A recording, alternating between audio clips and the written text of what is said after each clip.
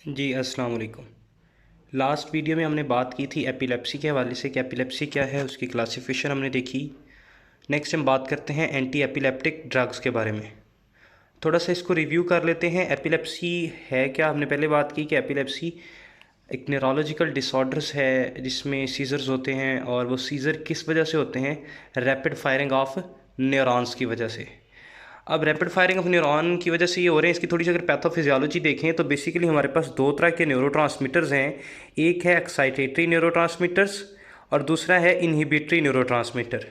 Excitatory में glutamate आ जाता है और इनहिबिटरी में गाबा न्यूरोट्रांसमीटर आ जाता है। एपिलेप्सी की केस में जो एक्साइटेटरी न्यूरोट्रांसमीटर है उसका एक्सेस रिलीज़ हो रहा होता है, वो बहुत ज़्यादा एक्सेस में रिलीज़ हो रहा होता है, जिसकी वजह से न्यूरॉन्स की हाइपर एक्साइटेबिलिटी होती है। और उसके ऊपर जो फीडबैक के लिए, चेक एंड बैलेंस के लिए इनहिबिटरी न्यूरोट्रांसमीटर गाबा है, उसका रिलीज़ कम हो जाता है। सो एक्साइटेटरी न्यूरोट्रांसमीटर ज़्यादा रिलीज़ होने की वजह से न्यूरॉन हाइपर एक्साइटेबिलिटी की स्टेट में चली जाती हैं। इनहिबिटरी इफेक्ट उसके ऊपर कम हो जाता है, जिसकी वजह से रैपिड फायरिंग ऑफ न्यूरॉन हो रही होती है और वो बायस बनता है फिर सीजर्स का। नेक्स्ट हम इसको थोड़ा सा देख लेते हैं। सबसे पहले देखिए, हमारे पास ये एक एक्साइटेटरी न्यूरॉन है। इसकी अगर हम बात करें, यहाँ पर वोल्टेज गेटेड सोडियम चैनल है, इसके ऊपर वोल्टेज गेटेड कैल्शियम चैनल है। सबसे पहले voltage gated sodium channel open होता है। जब ये voltage gated sodium channel open होगा, नॉर्मली जब रेस्टिंग स्टेट में मेम्ब्रेन थी तो उसके बाद voltage gated sodium channel open होगा। Voltage gated sodium channel open होने की वजह से इसका जो पोटेंशियल है वो चेंज हो जाएगा और नर्व इम्पल्स ट्रांसमिट होगी। देन उसके रिस्पॉन्स में कैल्शियम चैनल भी ओपन हो जाएगा। जब कैल्शियम चैनल ओपन होगा तो inside the membrane more positive state develop हो जाएगी। उसके नतीजे में यहाँ से एक्साइटेटरी न्यूरोट्रांसमीटर ग्लूटामेट रिलीज़ होगा। ये एक्साइटेटरी न्यूरोट्रांसमीटर ग्लूटामेट रिलीज़ होता है सिनेप्टिक क्लेफ्ट में। जैसे ये सिनेप्टिक क्लेफ्ट में रिलीज़ होता है तो वहाँ पे जाके ये बाइंड करता है AMPA रिसेप्टर और NMDA रिसेप्टर के साथ। यहाँ पर इस AMPA रिसेप्टर से देन इन्फ्लक्स होता है सोडियम का, NMDA रिसेप्टर से इन्फ्लक्स होगा कैल्शियम का। इसके नतीजे में फर्दर डीपोलराइजेशन होती है और वो न्यूरॉन से नर्व इम्पल्स के पास होने का बायस बनती है। ये था एक्साइटेटरी न्यूरोट्रांसमीटर। इसी के साथ यहाँ पे फीडबैक के लिए एक इनहिबिटरी न्यूरॉन भी है, गाबानर्जिक न्यूरॉन। यहाँ से भी सेम वे में गाबा इनहिबिटरी न्यूरोट्रांसमीटर रिलीज़ होता है। वो उस एक्साइटेटरी न्यूरॉन के पे मौजूद गाबा ए रिसेप्टर के साथ बाइंड करता है, जिसके नतीजे में क्लोराइड का इन्फ्लक्स होता है। क्लोराइड का इन्फ्लक्स होने की वजह से गाबा का इनहिबिटरी इफेक्ट आता है। अब एपिलेप्सी की केस में ये सोडियम चैनल्स की ओपनिंग बहुत ज़्यादा हो जाती है। सोडियम चैनल्स की ओपनिंग ज़्यादा होने की वजह से मेम्ब्रेन बार बार डीपोलराइज होती है। जब मेम्ब्रेन बार बार डीपोलराइज होती है तो बार बार more than the limit glutamate excitatory neurotransmitter release होता है, जिसकी वजह से हाइपर एक्साइटेबिलिटी की स्टेट डेवलप हो जाती है। और साथ के साथ ये जो गाबा का इनहिबिटरी इफेक्ट है वो कम हो जाता है, क्योंकि गाबा का रिलीज़ कम हो चुका होता है और ये फिर बायस बनता है सीजर्स का। नेक्स्ट अगर हम बात करें कि यहाँ पे जो एंटी एपिलेप्टिक ड्रग हैं उनके टारगेट्स कौन से हैं, तो उसमें फिर हमारे पास एंटी एपिलेप्टिक ड्रग्स के बहुत सारे टारगेट हैं। उनमें से जो मेरे पास मेजर टारगेट है वो है voltage gated sodium channel. Voltage gated sodium channel को जब ब्लॉक कर दिया जाता है, इसको बंद कर दिया जाता है, तो उसकी वजह से सोडियम का इन्फ्लक्स नहीं होगा। जब सोडियम का इन्फ्लक्स नहीं होगा, यहाँ से सोडियम का इन्फ्लक्स नहीं होगा, तो मेम्ब्रेन जो डीपोलराइज हुई थी उसकी डीपोलराइजेशन कम हो जाएगी और मेम्ब्रेन रेस्टिंग पोजीशन की तरफ चली जाएगी, नर्व इम्पल्स ट्रांसमिट नहीं होगी। देन सेम वे में वोल्टेज गेटेड कैल्शियम चैनल को ब्लॉक किया जाता है। Voltage gated calcium channel block होगा, कैल्शियम का इन्फ्लक्स कम होगा, ग्लूटामेट का रिलीज़ कम होगा, अगेन हाइपर एक्साइटेबिलिटी कम हो जाएगी। इसी तरीके से थर्ड टारगेट मेरे पास आ जाता है गाबा रिसेप्टर।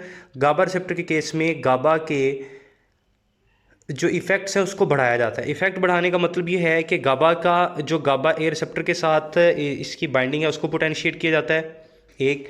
दूसरा, यहाँ पे जब ये गाबा इसके साथ आके बाइंड हो जाता है और अपने रिसेप्टर के साथ जब ये डिसोसिएट होता है तो ट्रांसपोर्टर्स की मदद से इसको वापस न्यूरॉन में लाया जाता है। फिर यहाँ पर अमाइनेज ट्रांस अमाइनेज एंजाइम है जो इसको तोड़ता है, तो इसकी ब्रेकडाउन को रोका जाता है ताकि गाबा की ब्रेकडाउन कम हो जाए, गाबा ज़्यादा से ज़्यादा सिनेप्टिक क्लेफ्ट में रहे, ज़्यादा से ज़्यादा वो अपने रिसेप्टर के साथ बाइंड हो और इस हाइपर एक्साइटेबिलिटी के ऊपर इनहिबिटरी इफेक्ट का चेक्स ज़्यादा हो जाएँ जो इस सीज़र को रिड्यूस कर सके।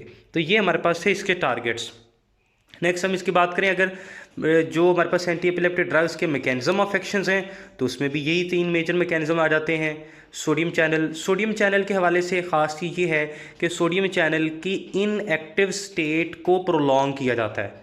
वंस अगेन मैं रिपीट कर देता हूँ कि सोडियम चैनल की इनएक्टिव स्टेट को प्रोलॉन्ग किया जाता है। रिसेप्टर्स की 2 स्टेट्स होती हैं सोडियम चैनल। अब अगर बात करें सोडियम चैनल की तो ये या ओपन होता है या क्लोज होता है। इसके साथ ही इसकी एक थर्ड स्टेज आती है जिसमें ये कुछ देर के लिए इनएक्टिव स्टेज में चला जाता है, जिसको हम इसकी रेस्टिंग स्टेज भी कहते हैं, जिस दौरान किसी किस्म की कोई नर्व इम्पल्स ट्रांसमिट नहीं होती। सो हम इसके वो जो इनएक्टिव स्टेट है, रेस्टिंग स्टेट है, या आप ये कह लें इसका रिफ्रैक्टरी पीरियड है, उस रिफ्रैक्टरी पीरियड को प्रोलॉन्ग कर देते हैं। जब रिफ्रैक्टरी पीरियड प्रोलॉन्ग होगा मतलब वो टाइम जिसमें ये सोडियम चैनल रेस्ट कर रहा था, ये डीपोलराइजेशन का बायस नहीं बन रहा था, उस टाइम पीरियड को अगर हम प्रोलॉन्ग कर दें तो ये सोडियम चैनल से फिर इसका इन्फ्लक्स कम हो जाएगा, डीपोलराइजेशन कम हो जाएगी। Then voltage gated calcium channel and GABA receptor. Now we will move towards the different antiepileptic drugs. तो उसमें हमारे पास सबसे पहली ड्रग फिर है कार्बामेज़ेपिन। कार्बामेज़ेपिन सबसे पहले तो इसकी बात करें तो ये यूज़ की जाती है पार्शियल और साइकोमोटर एपिलेप्सी को ट्रीट करने के लिए। इसके मैकेनिज्म ऑफ एक्शन की बात करें तो ये सोडियम चैनल को ब्लॉक करती है।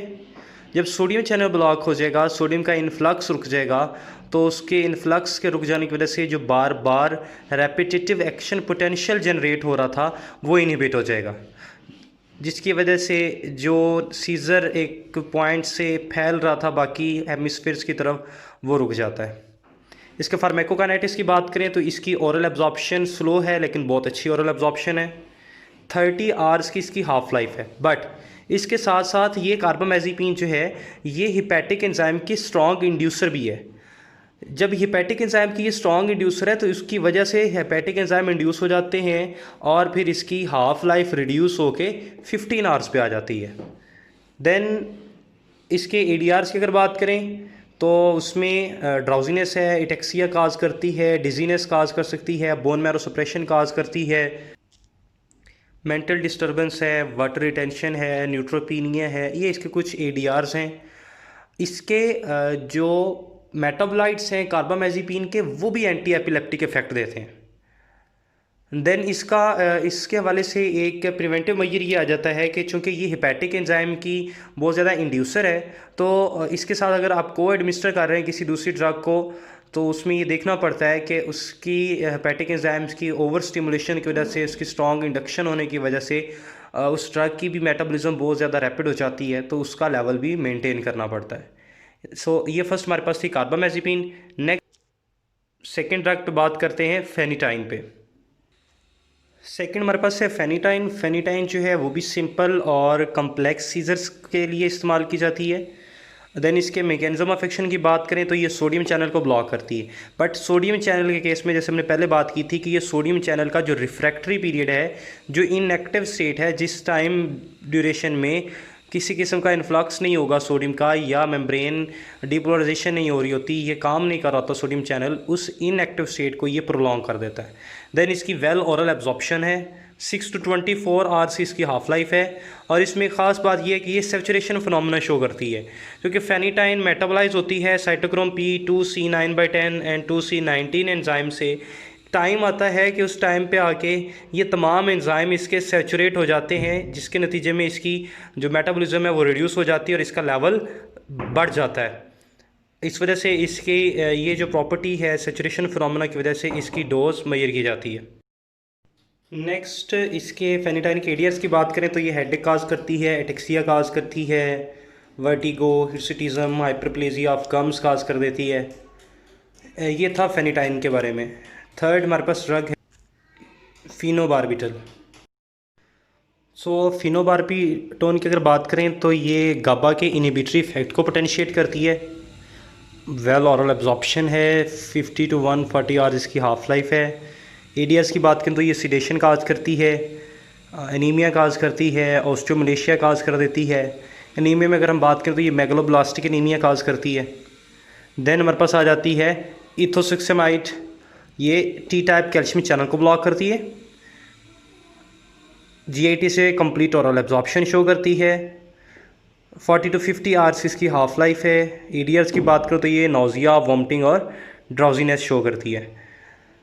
देन हमारे पास वेल्प्रोइक एसिड है। वेल्प्रोइक एसिड के मैकेनिज्म की बात करें तो ये एक से ज़ायद तरह से मैकेनिज्म शो करती है। ये सोडियम चैनल को भी इनएक्टिवेट करती है, कैल्शियम चैनल को भी ब्लॉक करती है।